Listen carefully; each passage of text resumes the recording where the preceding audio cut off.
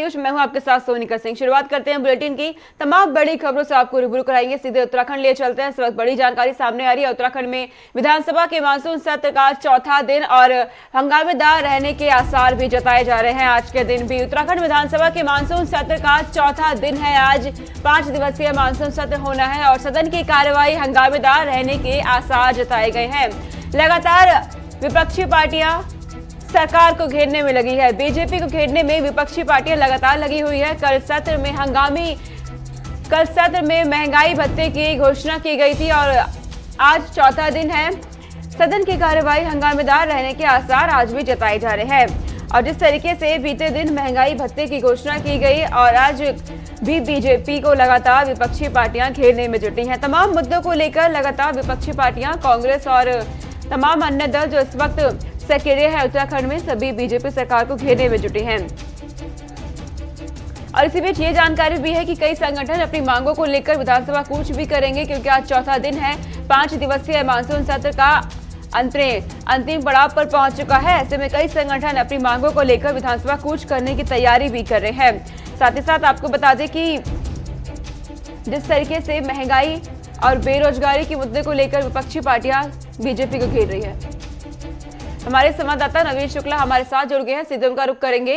नवीन, आज चौथा दिन है उत्तराखंड के विधानसभा मानसून सत्र का। आज क्या कुछ रहने वाला है, जानकारी दीजिएगा। उनका निश्चित तौर पर आज विधानसभा का चौथा दिन है, तो कहीं ना कहीं हंगामेदार होने की संभावना जताई जा रही है। कांग्रेस साइकिल से अभी कुछ ही देर में करीब 11 बजे विधानसभा पहुंचेगी। उनका यह विरोध प्रदर्शन रहेगा। विरोध जताया जाएगा कि वह साइकिल के माध्यम से जो उनके नेता हैं वह पहुंचेंगे। तो कहीं ना कहीं विधानसभा का आज जो सत्र है वह हंगामेदार रहना। हालांकि सरकार ने एक बड़ी बात यह की है कि जो राज्य कर्मचारी हैं, करीब 1 लाख से अधिक के कर्मचारियों को उनको जो महंगाई भत्ता दिया गया है, तो कहीं ना कहीं एक बड़ी सौगात दी गई है राज्य कर्मचारियों और पेंशनरों के लिए। लेकिन अब जब चौथा दिन है तो अब जो विपक्ष है वो कहीं ना कहीं सरकार को घेरने में लगा हुआ है। चाहे बेरोजगारी की बात की जाए, देवस्थानम बोर्ड की बात की जाए या फिर महंगाई की बात की है, तो कहीं ना कहीं सरकार को घेरने में लगी हुई है। इसके तहत रणनीति बनाई गई है और इसके साथ ही तमाम छोटे बड़े दल हैं और संगठन है वह आज विधानसभा कूच करेंगे और अपनी मांगों को लेकर विधानसभा जाएंगे। तो कहीं ना कहीं आज विधानसभा का जो सत्र है वो जा रही है। इसको लेकर साफ तौर पर अगर पुलिस प्रशासन की बात की जाए तो पुलिस प्रशासन को अलर्ट किया गया है कि विधानसभा की कार्यवाही बाधित ना हो। इसको लेकर विधानसभा के 3 बैरिकेडिंग लगाए गए हैं, जिससे कि जो प्रदर्शनकारी हैं वो विधानसभा ना पहुंच पाए। हालांकि सरकार का साफ तौर पर यह निर्देश है कि जो भी जायज मांगे हैं वह पूरी तरीके से मानी जाएंगी, चाहे कोई भी मुद्दा होगा, लेकिन अगर जायज होगा तो जरूर सरकार इस पर काम करेगी और लोगों के हित में काम करेगी। आपने जानकारी दी कि कई संगठन अपनी मांगों को लेकर विधानसभा भी कूच करेंगे, तैयारी कर रहे हैं इसकी। तो क्या नवीन ये माना जाए कि जिस तरीके से राज्यसभा लोकसभा की कार्यवाही के दौरान देखा गया कि सदन से लेकर सड़क तक पहुंच गए थे विपक्षी पार्टियां, क्या ऐसा ही कोई नजारा देखने को मिलेगा क्या? जी निश्चित तौर पर सदन तक पहुंचने की बात तो नहीं है, लेकिन कहीं ना कहीं सबसे बड़ी बात यह है कि जो संगठन है जो लगातार धरना प्रदर्शन कर रहे हैं, धरना स्थल पे अपनी मांगों को लेकर उनका साफ तौर पर विधानसभा कूच है वो भारी तादाद में पहुंचेंगे। लेकिन पुलिस प्रशासन ने पूरी तरीके से अपनी तैयारियां की है, क्योंकि विधानसभा का सत्र होता है। कार्यवाही सरकार बार बार यही कह रही थी कि जो कार्यवाही है विधानसभा की वो लंबे समय तक चले, बाधित ना हो। इसको लेकर पक्ष और विपक्ष दोनों को साथ में बैठकर मंत्रणा भी की गई थी। लेकिन कहीं ना कहीं जो बाहर लोग हैं, जो बेरोजगार हैं या फिर अन्य संगठनों के लोग हैं, उनका साफ तौर पर यही कहना है कि हम अपनी जो जायज मांगे हैं उसे लेकर विधानसभा जाएंगे। लेकिन पुलिस का साफ तौर पर ये दावा है कि पुलिस प्रशासन पूरी तरीके से अलर्ट है। वहां पर जो विधानसभा है वहां 0 जोन किया गया है। वहां पर कोई भी प्रदर्शन नहीं किया, जो भी प्रदर्शन करेंगे उन्हें अरेस्ट करने की कार्यवाही भी की जाएगी। तो साफ तौर पर यह है कि पुलिस प्रशासन पूरी तरीके से अलर्ट है और सरकार का भी साफ तौर पर यह कहना है कि जो भी जायज मांगे हैं उसको माना जाएगा। क्योंकि उत्तराखंड का समूचा विकास सबसे प्राथमिकता सरकार की यही है कि उत्तराखंड का विकास हो और इसको लेकर अगर कोई भी कदम उठाया जाएगा, जो जायज कदम होंगे वो जरूर उठाए जाएंगे, जनता के हित में उठाए जाएंगे। आज चौथा दिन है नवीन, और कौन कौन से अहम प्रस्ताव पेश किए जा सकते हैं उत्तराखंड सरकार की तरफ से? जी निश्चित तौर पर प्रश्नकाल चलेगा। इसके साथ ही तमाम सारे जो मुद्दे हैं उसको लेकर मंत्रणा की जाएगी। अब बेरोजगारी का मुद्दा है या फिर देवस्थानम बोर्ड का मुद्दा है या फिर महंगाई का मुद्दा, तो तमाम सारे मुद्दों को लेकर आज चर्चा होगी। इसके साथ ही कल की बात की जाए तो जो गन्ना किसानों की बकाया राशि की बात की थी, उस पर चर्चा की गई थी। तो तमाम सारी चर्चाएं चलेंगी और करीब 11 बजे की कार्यवाही है शुरू होगी। इसके बाद जो चर्चा चलेगी और पक्ष और विपक्ष अपने अपने जो प्रश्न है उसको रखेगा और संबंधित विभाग जो संबंधित मंत्री हैं उनसे इसका जवाब भी मांगा जाएगा कि क्या कुछ कार्यवाही अभी तक की गई है। करीब 4.5 साल का वक्त हो चुका है और इसमें अब तक विकास को लेकर क्या कुछ कदम विभाग द्वारा या संबंधित मंत्री द्वारा उठाए गए हैं, इस पर भी चर्चा चलने की संभावना जताई जा रही है। ठीक है नवीन, तमाम जानकारी आपने दी कि आज चौथे दिन के दौरान क्या कुछ रहने वाला है उत्तराखंड विधानसभा के मानसून सत्र के दौरान। बहुत शुक्रिया तमाम जानकारी हमारे दर्शकों तक पहुंचाने के लिए। अब आगे रुक करते हैं। कांग्रेस लगातार विपक्षी पार्टियों को घेरने में लगी है। उत्तराखंड में विधानसभा का मानसून सत्र चल रहा है, ऐसे में लगातार देखा जा रहा है तमाम विपक्षी पार्टियां कई मुद्दों को लेकर बयानबाजियां भी कर रही है। और इसी बीच बड़ी जानकारी सामने आई है कि कांग्रेस अध्यक्ष तिलकराज बेहड़ का बड़ा बयान सामने आया है। बीजेपी के शासन से परेशान हो चुकी है जनता, ये कहा गया है कांग्रेस अध्यक्ष तिलकराज बेहड़ की तरफ से।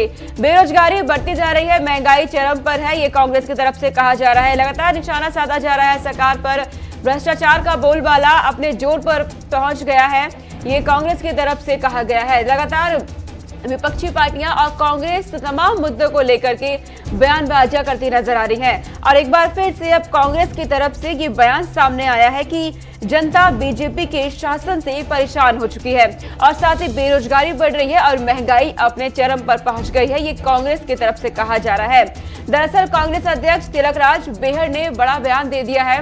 उत्तराखंड सरकार के लिए विधानसभा सत्र चल रहा है एक और दूसरी ओर आगामी विधानसभा चुनाव आने हैं, समय बेहद ही कम बचा है, 2022 में चुनाव होने हैं। ऐसे में कांग्रेस अपनी रणनीति बनाने में लगी है और लगातार बीजेपी को घेर रही है। और अब उनकी तरफ से कहा गया है कांग्रेस ने कि बीजेपी के राज में बेरोजगारी बढ़ती जा रही है और भ्रष्टाचार का बोलबाला अपने चरम पर पहुंच चुका है, ये कांग्रेस की तरफ से कहा जा रहा है। लगातार कई मुद्दों को लेकर के बीजेपी को घेरने का प्रयास किया जा रहा है और दूसरी ओर कांग्रेस ये दावा भी कर रही है कि 2022 में सत्ता में काबिज होगी और उत्तराखंड की सत्ता कांग्रेस के हाथों होगी 2022 में, ये कांग्रेस की तरफ से लगातार दावे भी किए जा रहे हैं। लेकिन इसी बीच बयानबाजी का दौर भी बढ़ता जा रहा है, कांग्रेस की तरफ से लगातार बयान दिए जा रहे हैं उत्तराखंड सरकार को लेकर के। अब एक बार फिर से कांग्रेस अध्यक्ष तिलकराज बेहड़ का बड़ा बयान सामने आया है। उनकी तरफ से कहा गया है कि जनता बीजेपी के शासन से परेशान हो चुकी है और बेरोजगारी बढ़ती जा रही है, महंगाई अपने चरम पर है। ये बयानबाजियां लगातार कांग्रेस की तरफ से की जा रही है। बड़ी जानकारी इस वक्त आपको दे रहे हैं। एक और विधानसभा सत्र चल रहा है, हंगामे देखे जा रहे हैं। कांग्रेस तमाम मुद्दों को लेकर के सदन के अंदर हंगामे कर रही है, प्रदर्शन किए जा रहे हैं और दूसरी ओर कांग्रेस के अंदर से ही बयानबाजियों का दौर भी चल रहा है लगातार।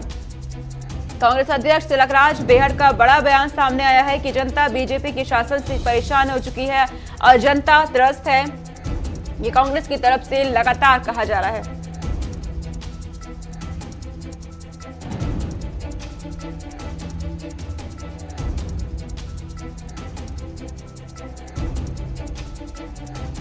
हमारे संवाददाता नवीन शुक्ला हमारे साथ जुड़े हुए हैं, तमाम जानकारी के साथ उनका रुख करेंगे। नवीन, जिस तरीके से कांग्रेस लगातार हल्ला बोल रही है बीजेपी पर और अब कहा जा रहा है कि बीजेपी के राज में जनता परेशान है, कितनी सच्चाई आप इसके पीछे देख रहे हैं? जी निश्चित तौर पर अब चुनाव नजदीक है, 2022 का चुनाव नजदीक है। कहीं ना कहीं पक्ष और विपक्ष एक दूसरे को घेरने में लगा हुआ है। अभी बयान सामने आया था तिलकराज बेहड़ जो कांग्रेस नेता है, उनका साफ तौर पर यही कहना था कि बीजेपी सरकार से जनता त्रस्त है। साफ तौर पर यही है कि अब जब चुनावी माहौल है तो कहीं ना कहीं आरोप और प्रत्यारोप का दौर जारी है। लगातार कांग्रेस सरकार को घेरने में लगी हुई है। अब बेरोजगारी का मुद्दा है, महंगाई का मुद्दा है, इन सब मुद्दों को लेकर लगातार अब पक्ष और विपक्ष एक दूसरे पर कटाक्ष कर रहा है, एक दूसरे पर वार कर रहा है। तो कहीं ना कहीं अब राजनीतिक जो सरगर्मियां हैं वो तेज हो गई हैं। जनता को लुभाने का प्रयास किया जा रहा है कि जनता को किस तरीके से अपने पक्ष में किया जाए, क्या कुछ किया जाए कि जिससे कि 2022 का जो चुनाव है उसे अपने हक में लिया जाए और सत्ता में काबिज हुआ जाए। इसको लेकर अब पार्टियां तैयारियां कर चुकी हैं। अगर छोटे बड़े दलों की भी बात की जाए तो छोटे बड़े दल भी अब आरोप और प्रत्यारोप का दौर जारी हो गया है। इसके साथ ही चुनावी संकनाट भी हो चुका है। चुनाव आने वाला है, तो कहीं ना कहीं अब पार्टियां अपने आप को मजबूत करने में भी लगी हुई हैं कि किस तरीके से पार्टी को मजबूत किया जाए, क्या कुछ ऐसे मुद्दे लेकर जाया जाए जनता के बीच में, तो जिससे कि जनता हमारे पक्ष में वोट करे। तो कहीं ना कहीं अब आरोप और प्रत्यारोप का दौर जारी हो चुका है। वही अब कांग्रेस के द्वारा भी किया गया है कि कांग्रेस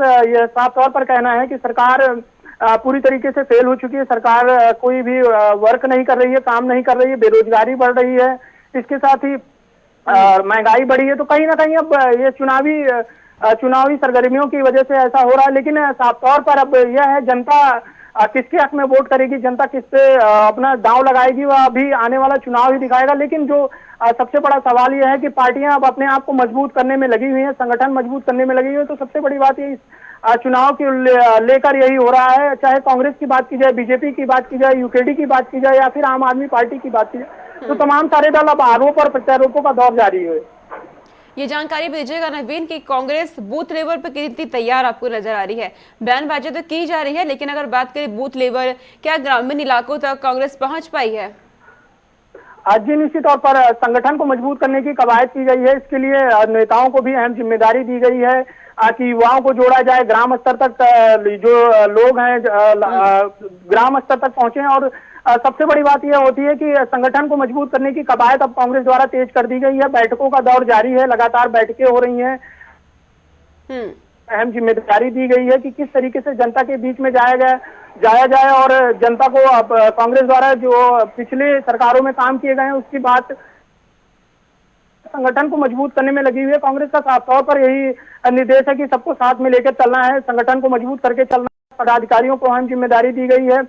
तमाम सारी बैठकें ग्राम स्तर से भी की जा रही हैं और जिले स्तर से भी बैठकों का दौर लगातार जारी है। ठीक है नवीन, तमाम जानकारी आपने दी कि किस तरीके से कांग्रेस लगातार बयानबाजी कर रही है और उसी के साथ मजबूती से रणनीति भी बना रही है आगामी विधानसभा चुनाव को लेकर। बहुत शुक्रिया तमाम जानकारी हम तक पहुंचाने के लिए। तो उत्तराखंड में 2022 में चुनाव होने हैं और सभी राजनीतिक दल सक्रिय है। इसी बीच कांग्रेस भी लगातार बयानबाजी करती नजर आ रही है। चलिए आगे रुक करते हैं। बड़ी जानकारी हरिद्वार से सामने आ रही है। हरिद्वार में बारिश से कोहराम मचा हुआ है। लगातार तेज बारिश जिस तरीके से देखी जा रही है उत्तराखंड के अंदर, हरिद्वार में अब कोहराम मचा है। गंगा समेत कई नदियां अपने उफान पर पहुंच गई हैं। लोगों का जीवन भी अस्त व्यस्त हो गया है क्योंकि लगातार तेज बारिश का दौर उत्तराखंड में देखा जा रहा है और बारिश से जीविका पर खतरा मंडराता जा रहा है। दरअसल लोगों की जीविका पर भी खतरा मंडरा गया है जिस तरीके से लगातार तेज बारिश उत्तराखंड में देखी जा रही है। अब हरिद्वार में बारिश से कोहराम मच गया है। गंगा समेत कई नदियां उफान पर है जिससे गंगा का पानी और कई नदियों का पानी सड़कों तक पहुंच गया है और साथ ही मलबे सड़कों तक पहुंच रहे हैं। लोगों का जीवन इस वक्त अस्त व्यस्त हो चला है उत्तराखंड के अंदर। सीधा असर जीविका पर लोगों के देखा जा रहा है क्योंकि लगातार तेज बारिश उत्तराखंड के अंदर हो रही है।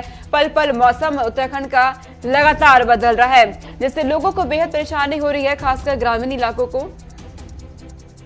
हमारी संवाददाता विशाखा चौधरी तमाम अपडेट्स के साथ हमारे साथ जुड़ गई है। सीधे उनका रुख करेंगे। विशाखा, हरिद्वार से जानकारी सामने आई है कि तेज बारिश के बाद कोहराम मचा है और नदी नाले उफान पर है। क्या हालात इस वक्त आप हरिद्वार में देख पा रही हैं?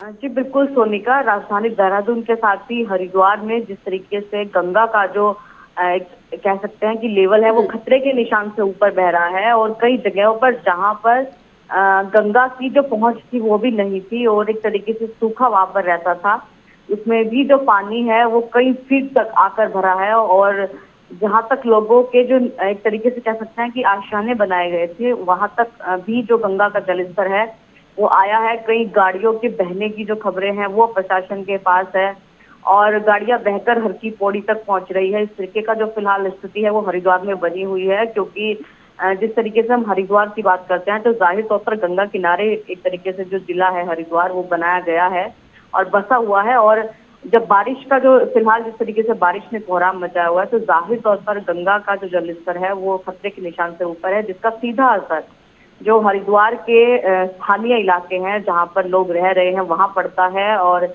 जगह जगह पर जो पानी है वो लोगों के घरों में भरा है और जिस तरीके से गंगा का जो फिलहाल स्थिति है उसको देखकर लोग दहशत में हैं और इतने उफान पर फिलहाल जो नदी नाले के साथ ही गंगा नदी है वो बह रही है। जी ये जानकारी भी दीजिएगा कि विशाखा, कहा जा रहा है कि लोगों की जीविका पर खतरा बढ़ रहा है, कैसे लोगों का जीवन इस वक्त संभव हो पा रहा है?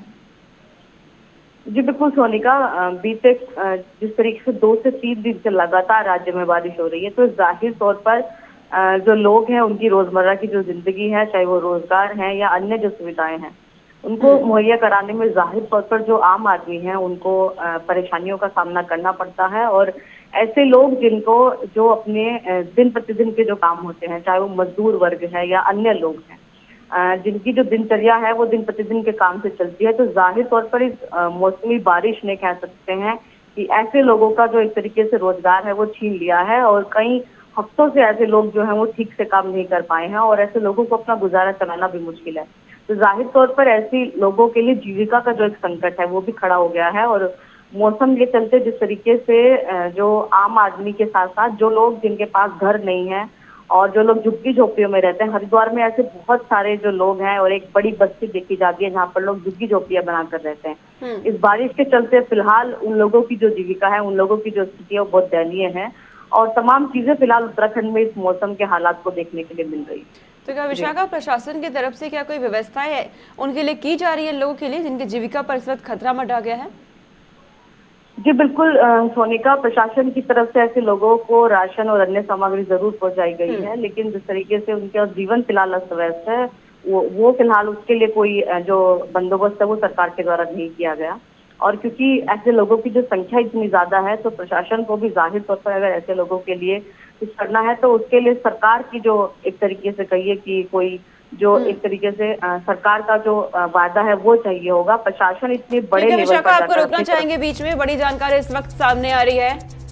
दरअसल बड़ी जानकारी सामने आ रही है कि उत्तराखंड में लगातार तेज बारिश चल रहा है और मौसम विभाग ने राज्य में अलर्ट भी जारी कर रखा है। दरअसल ऑरेंज अलर्ट जारी किया गया है मौसम विभाग की तरफ से और सीएम ने अधिकारियों को सचेत रहने के निर्देश भी दिए हैं। जिस तरीके से लगातार तेज बारिश का दौर चल रहा है और उसी के बीच सड़कों से मलबों को हटाने के निर्देश भी सीएम की तरफ से अधिकारियों को दिए जा रहे हैं। देहरादून की बात करें तो वहां भी बीती रात से देखा जा रहा है तेज बारिश लगातार चल रही है। हरिद्वार में कोहराम मचा है, नदियां और गंगा की नदियां उफान पर देखी जा रही है। इसी बीच मौसम विभाग ने राज्य में ऑरेंज अलर्ट जारी कर दिया है और मुख्यमंत्री पुष्कर सिंह धामी ने खुद संज्ञान लेते हुए अधिकारियों को निर्देश दिए हैं कि समय पर काम किया जाए और सड़कों से मलबे को हटाने के निर्देश भी दिए हैं। मुख्यमंत्री एक्टिव नजर आ रहे हैं। फिलहाल जिस तरीके से लगातार तेज बारिश का दौर चल रहा है, बारिश के चलते लोगों की जीविका पर खतरा मंडरा गया है। हमारी संवाददाता धनराज गर्ग हमारे साथ जुड़ गए, तमाम जानकारी के साथ उनका सीधा रुख करेंगे। धनराज, जिस तरीके से लगातार तेज बारिश चल रही है, अब इसके बाद सीएम पुष्कर सिंह धामी ने खुद संज्ञान लिया है, क्या कुछ उनकी तरफ से व्यवस्थाएं की जा रही हैं? सैनिका, बिल्कुल जिस तरीके से 2-3 दिन से लगातार उत्तराखंड की बात करें तो उत्तराखंड में बारिश का मौसम बना हुआ है। तमाम जो जिले हैं, चाहे वो पहाड़ी क्षेत्र है या मैदानी क्षेत्र है, तमाम जिलों में बारिश लगातार जारी है। हालांकि अभी जो है मैदानी इलाकों में धूप जरूर खिली है, लेकिन जिस तरीके से मौसम विभाग ने एक ऑरेंज अलर्ट भी जारी किया हुआ है कि कहीं ना कहीं 27 तारीख तक जो बारिश है वो देखने को मिल सकती है और पहाड़ी क्षेत्रों में भारी से भारी बारिश देखने को मिल सकती है। तो जिसको लेकर मुख्यमंत्री पुष्कर सिंह धामी भी लगातार सतर्क नजर आ रहे हैं। उन्होंने साफ तौर पर कल आपदा कंट्रोल रूम का निरीक्षण भी किया था और अधिकारियों को निर्देश दिए हैं कि हमेशा वो सचेत रहें, क्योंकि कभी भी कोई घटना घट सकती है। जिस तरीके से मौसम विभाग की तरफ से अलर्ट जारी किया गया है तो कहीं ना कहीं भूस्खलन की खबरें जरूर सामने आती हैं, तो कहीं उसके लिए सचेत रहने के आवश्यक निर्देश अधिकारियों को मुख्यमंत्री पुष्कर सिंह धामी ने दिए हैं। वहीं आपको ये भी बता दें कि जिस तरीके से पहाड़ी क्षेत्रों की बात करें तो पहाड़ी क्षेत्र में लगातार बारिश अभी भी बनी हुई है और तमाम क्षेत्रों में जिस तरीके से पौड़ी क्षेत्र की बात करें, चंपावत की बात करें या चमोली की बात करें तो लगातार बारिश वहां पर हो रही है और भूस्खलन के मामले भी हाल ही में सामने भी आए थे। वहीं आपको ये भी बता दें कि जिस तरीके से देहरादून में हमने कल देखा कि कल जो बारिश हुई थी तो उसके बाद कहीं ना कहीं बादल फटने के मामले सामने आए थे। रोकना चाहेंगे क्योंकि इसी बीच जानकारी सामने आ रही है कि जिस तरीके से मौसम लगातार उत्तराखंड का बदल रहा है और तेज बारिश के चलते लोगों की जीविका पर खतरा मंडरा गया है, कहीं भूस्खलन हो रहा है। अब इसके बाद सीएम पुष्कर सिंह धामी ने संज्ञान लिया है और उन्होंने क्या कुछ कहा है, सुनिए। आपदा प्रबंधन तंत्र पूरी तरह से हमारा पूरी तरह से एकदम सतर्क है और हर जगह हम लोगों ने पहले से ही निर्देश किया हुआ है सभी जिलाधिकारियों को कि 24 घंटे जो है आपदा प्रबंधन का जो कंट्रोल रूम है वो चालू रहे, उसमें हर प्रकार की सूचनाएं आए और कहीं पर भी कोई घटना होती तो तत्काल वहाँ पर जो ऐसी जरूरत हो उसके हिसाब से वहाँ पर कार्य किया जाए।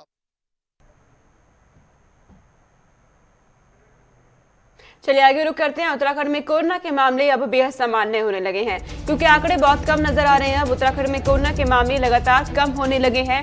बीते 24 घंटे की बात करते हैं तो अगले 24 घंटे के अंदर 32 नए संक्रमित मिले हैं और एक भी मरीज की मौत नहीं हुई है। राहत भरी खबर है कि एक भी मरीज की मौत नहीं हुई। उत्तराखंड में कोरोना के मामले लगातार कम होते नजर आ रहे हैं। बड़ी जानकारी इस वक्त की आपको दे रहे हैं। उत्तराखंड में वैक्सीनेशन की प्रक्रिया भी लगातार जारी है और बड़ी तेजी से वैक्सीनेशन किया जा रहा है, क्योंकि सीएम पुष्कर सिंह धामी की तरफ से भी कहा गया है कि दिसंबर के अंत तक पूरे उत्तराखंड को वैक्सीनेट कर दिया जाएगा। ये लक्ष्य रखा गया है सीएम पुष्कर सिंह धामी की तरफ से। मामले लगातार कम होते जा रहे हैं। उत्तराखंड में 32 नए संक्रमित और एक भी मरीज की मौत नहीं हुई। मौत का सिलसिला लगातार थमता जा रहा है उत्तराखंड के अंदर। हालांकि तीसरी लहर की आशंका भी है, तो इसी बीच सीएम पुष्कर सिंह धामी लगातार एक्टिव भी नजर आ रहे हैं और स्वास्थ्य विभाग की टीमों को एक्टिव भी रखा हुआ है। तमाम तरह के प्रबंध अस्पताल में किए जा रहे हैं। हमारे संवाददाता धनराज हमारे साथ जुड़े हुए हैं, उनका रुख करेंगे। धनराज, उत्तराखंड में कोरोना के मामले अब कम होने लगे हैं और अच्छी बात कि एक भी मरीज की मौत नहीं हुई है।